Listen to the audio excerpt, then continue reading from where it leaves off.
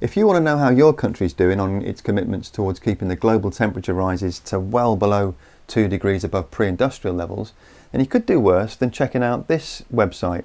It's called Climate Action Tracker, and it's got loads of neat and tidy graphs and summaries of exactly what's happening where you live and whether those things are contributing towards your country meeting its targets or not. There's 32 major countries plus the entire EU bloc in the tracker, and each country gets measured against one of 6 criteria. There's role model, which is fantastic, 1.5 degrees compatible, which is okay, 2 degrees compatible, which is also okay, and then we've got insufficient, leading to a world that's 3 degrees warmer than pre-industrial levels. After that, we've got highly insufficient, leading to a world of 4 degrees more than pre-industrial levels, and then critically insufficient, which is leading to a world of more than 4 degrees warmer than pre-industrial levels. So I thought first of all it'd be nice to have a look at all the countries that are providing a role model. But there aren't any of those. Only Morocco and Gambia are coming in at 1.5 degrees compliant, and they've got a total combined population of about 38 million people, which is 0.5% of the human species. Apart from those 2 countries, the only other nations that are even getting to a 2 degrees compatible rating are Bhutan, Costa Rica, Ethiopia, the Philippines and India. So climate change mitigation then. There are some good bits, but it's mostly bad.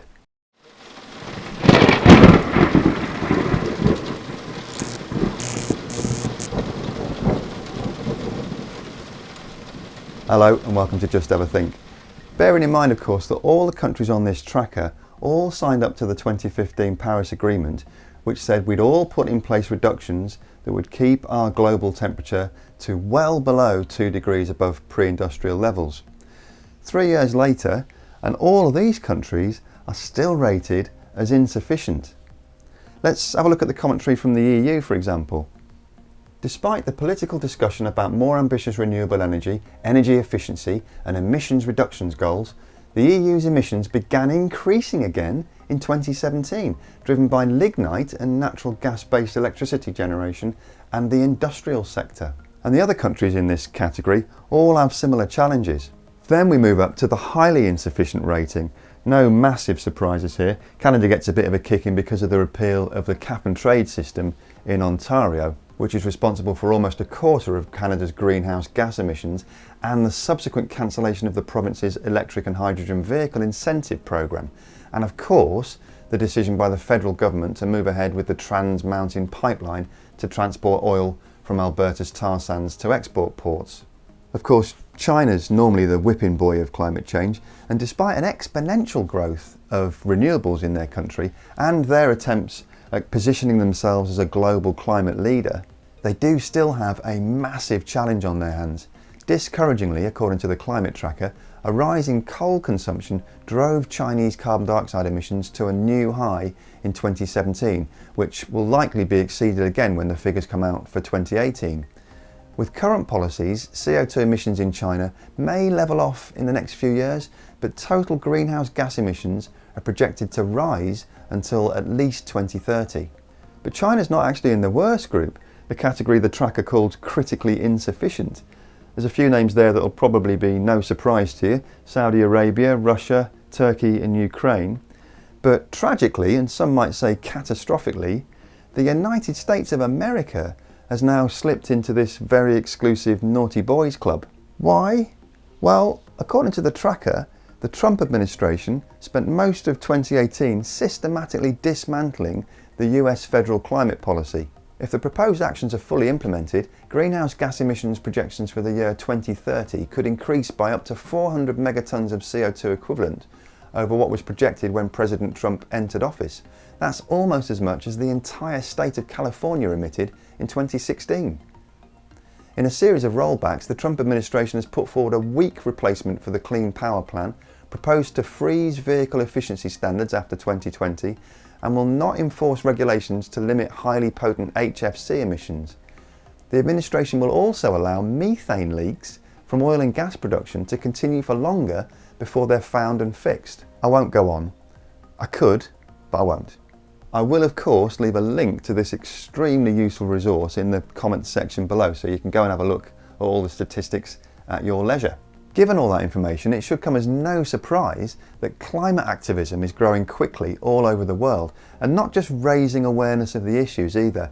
These groups have been banging that drum for years and years, and to them it feels more like banging their head against a brick wall.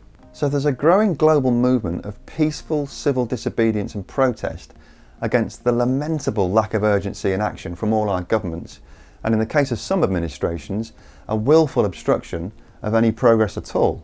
I'll leave links to all those climate action websites in the comment section below, listed by country, so you can go and have a look at how you can get involved at your local level.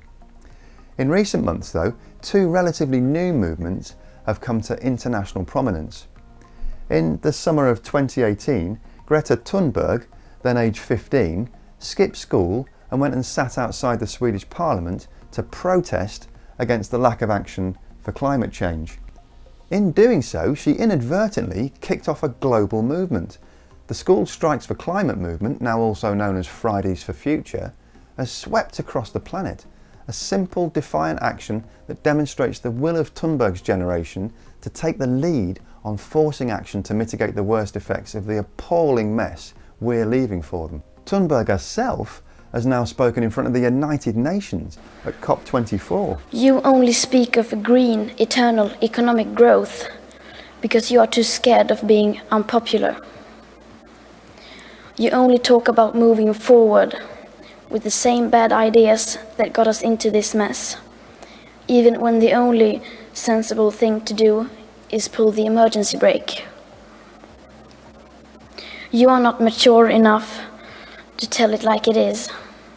Even that burden you leave to us children. She's also addressed the world's very richest people at the World Economic Forum in Davos. Adults keep saying we owe it to the young people to give them hope. But I don't want your hope.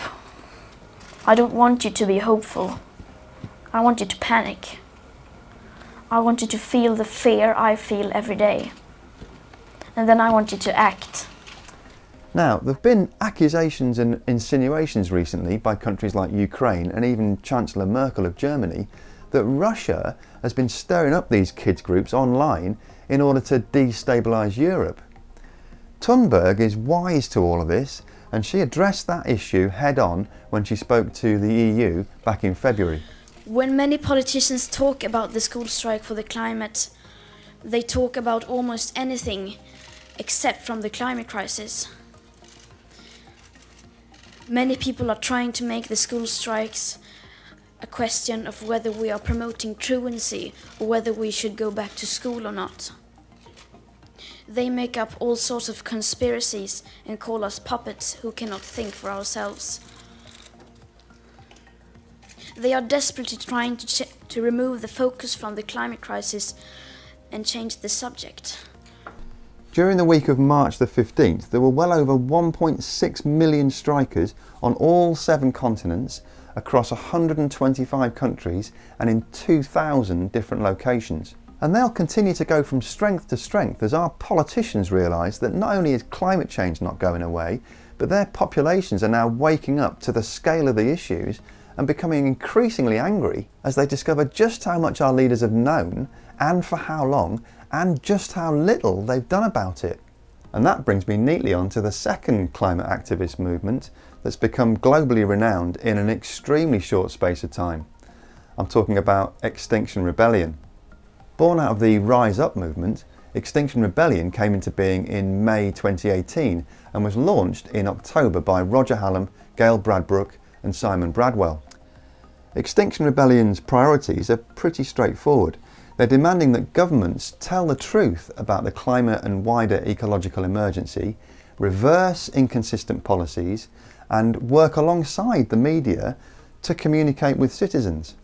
They also want the governments to enact legally binding policy measures to reduce carbon emissions to net zero by 2025, which is pretty ambitious by anybody's standards. And they're calling for a National Citizens' Assembly to oversee the changes as part of creating what they call a democracy fit for purpose. It's basically the sort of organisation that prompts the Daily Mail to call the fire brigade just in case their entire editorial team all spontaneously combust in one enormous firework display of incandescent fury and outrage. Essentially, the group's core activity is peaceful civil disobedience with a sort of added level of persistence and belligerence until the police have no choice but to arrest them, thus maximising press coverage and the spread of the message globally. They've already occupied government buildings, including the Scottish Parliament, prompting councils up and down the country, and even the Mayor of London, Sadiq Khan, to declare a climate emergency and put radical measures in place to start addressing the issues. Tomorrow, Monday the 15th of April 2019, Extinction Rebellion plan to hold their most audacious action to date. But here's where the persistence and belligerence comes in, because this isn't planned to be a one-day march. This is going to be a 2-week event, blocking all the major vehicular arteries of the UK's capital city every single day. They're pretty full on, these people. They got families coming down with tents and all sorts. It looks set to be a proper street party atmosphere of non-violent, polite and courteous, total disobedience. Even Rowan Williams is getting involved, and he used to be the Archbishop of Canterbury. It's not at all surprising that people in this urgent situation feel they've got to take non-violent direct action. They've got to find a way of putting the case for the human race before those in power. That's what Extinction Rebellion is doing. That's what the Friday strikes are doing. You can't get much more polite than that. Now, I work in London, so I'm going out and about tomorrow with my video camera to hopefully capture as much of the action as possible. And we'll edit all that together into a separate programme which we'll publish on this channel as soon as we can get it compiled. That's it for this week though. Please do give us a like and a share if you found the programme useful, and if you haven't already done so, please do subscribe to the channel and hit the notification bell to keep up to date with all the latest content. It's absolutely free to subscribe. All you need to do is click that link there. If you are going down to London tomorrow, have a safe journey. Maybe I'll see you there. In the meantime though, thanks very much for watching. Have a great week, and remember to just have a think. See you next week.